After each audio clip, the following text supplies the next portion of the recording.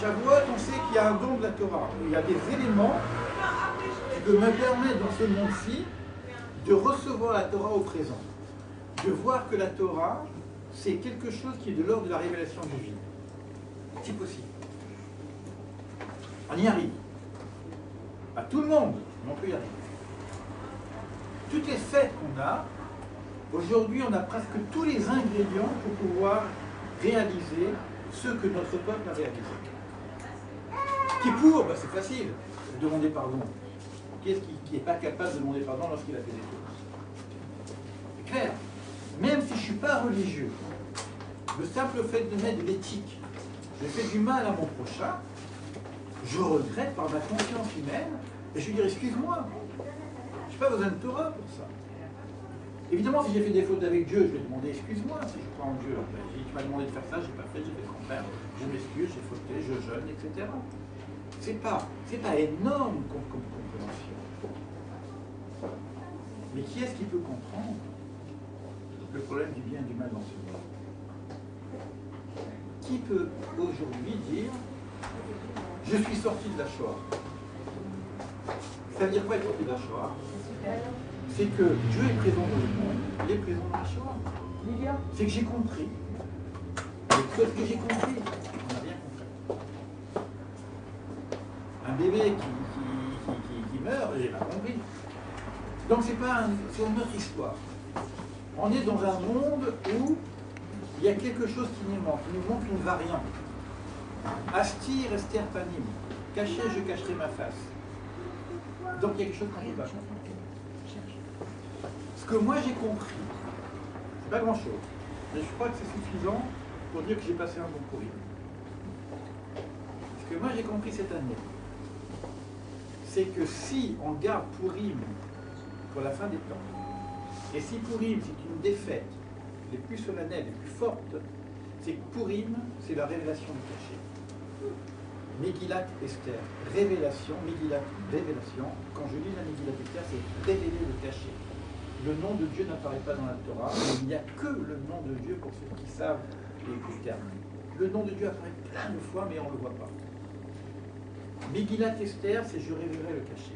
Aujourd'hui, on n'est pas au niveau. On a beaucoup de variables qui nous manquent pour comprendre le véritable enjeu de ce monde, le problème du bien et du mal. On est obligé d'attendre un temps, qui est ce qu'on appelle le temps messianique, pour lâcher quelques éléments extérieurs qu'on appelle la dualité, qu'on appelle le système de cause à effet, de penser uniquement au système duel, le bien, le mal. Si lui souffre, c'est qu'il a fait une faute, donc c'est tout à fait normal qu'il souffre. Ça n'a rien à voir avec la Torah. On est au-delà de ça. On a un problème de l'unité et que personne à notre niveau aujourd'hui ne sait ce que ça veut dire Echad. C'est pas moi qui le dis, c'est le Ramchal qui dit ça. À la fin des temps, le Mashiach va nous expliquer qu'est-ce que c'est Echad, qu'est-ce que c'est un.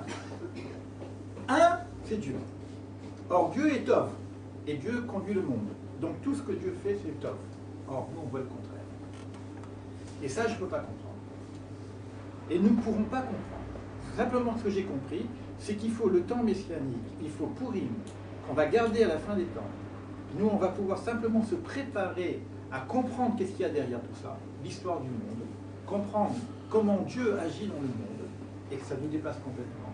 Il nous manque quelques ingrédients, Purim nous donne quelques indices, et il nous faudra le Mashiach pour avoir la finalité. Si Purim est plus forte, c'est que Purim, c'est la fête qui va nous révéler, qui va nous sortir de la véritable Shoah qu'on a dans notre tête.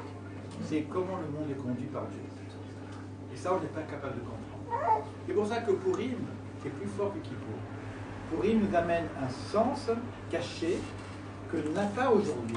Il faudra peut-être attendre le temps messianique pour comprendre le cachet du cachet. La seule chose que l'on peut aujourd'hui comprendre, c'est au moins le niveau du cachet. C'est-à-dire que le niveau du cachet nous est donné à comprendre aujourd'hui ce qu'il y a un Dieu qui commande le monde. Ça, c'est Purim. Ça, c'est Pessah. Ça, c'est Shavuot. Toutes les fêtes viennent nous dire qu'il y a un Dieu qui conduit le monde. Ce qui me dépasse, je dois le prendre au niveau de la Emouna, parce que la raison est dépassée. Je garde ma Emouna.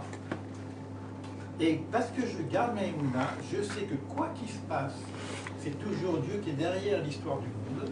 Et ça, j'ai besoin de...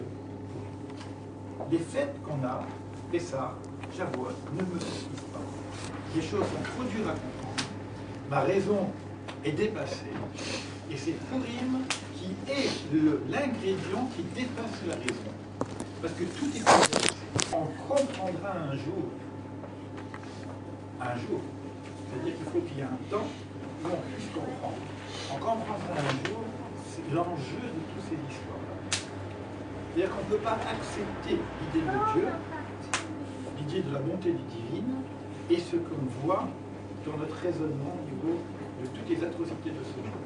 On a besoin, qui est-ce qui n'a pas besoin d'avoir ne serait-ce qu'un signe? Les signes sont cachés pour l'instant, Astier le serpent, c'est caché. Mais au moins, on sait que c'est caché. Si je sais que c'est caché, je tombe dans la face normale, Dieu est caché. C'est lui qui conduit le monde. Je ne comprends pas, je n'ai pas toutes les données, mais je sais que c'est toi qui conduis le monde. Et si ça, je le sais, à ce moment-là, tout ce qui se fait dans le monde ne peut être que bonté. Parce qu'il n'y a pas d'idée de mauvais, il n'y a pas d'idée de mal en Dieu. Et ça, on est dépassé. On ne peut pas comprendre. Alors, c'est ça l'histoire de Purim. Et c'est pour ça que Purim, on est obligé d'attendre la fin des temps, on attend encore un certain niveau de révélation pour pouvoir comprendre ce qui est de l'ordre de l'incompréhensible. Et qu'est-ce que le monde veut connaître, sinon Dieu? C'est le sol. Le sol, c'est pour ça qu'on voit un peu de pain. Le sol, c'est le cachet. Voilà. Alors, moi, je dis les Chaim. Chaim Tovim. Les Chaim Tovim.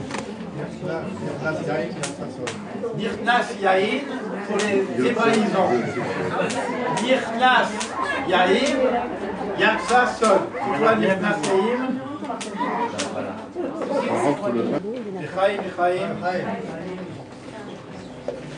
Tout à l'heure, pour ceux qui vont rester, on a normalement un cours sur la... On fait un cours ici sur l'assemblement des lettres. Oui, je n'y arrive. Moi, je suis stupéfait. Mais vraiment stupéfait. Et je pense que les personnes qui suivent ce cours le sont aussi. C'est comment une lettre peut nous dire autant de choses au niveau de tous les questionnements qu'on a. Tout à l'heure, on va parler du Vav, aussi une lettre divine. On va essayer de comprendre pourquoi le Vav aussi va nous aider à comprendre peut-être justement ce côté caché de Purim. Je ne sais pas si je vais y arriver, mais dernièrement, parce qu'à chaque fois que j'enseigne, je suis obligé d'étudier. Vous avez pour ça que j'enseigne, c'est pas parce que je veux payer, c'est parce que j'ai envie d'étudier. Donc ça m'oblige. Je n'ai pas le temps d'étudier, donc je me mets dans l'obligation d'enseigner et ça m'oblige à étudier. Enseigner, c'est pas Comment on dit enseigner? Non, comment on dit apprendre en hébreu? Lomel. Comment on dit enseigner? L'élamed. Or, l'élamed, c'est quoi? C'est, ceux qui connaissent, c'est un piel. L'élamed, c'est un piel. Et c'est quoi un piel en général? Un piel, c'est une action très active, très forte. Piel, c'est une action forte. C'est-à-dire que si je dis l'omed, j'apprends. Je dis l'élamed, j'apprends fortement, avec intensité. Ça veut dire quoi? Ça veut dire que si vous voulez apprendre avec intensité, il faut enseigner. L'élamed, c'est enseigner. Donc ça veut dire apprendre avec intensité.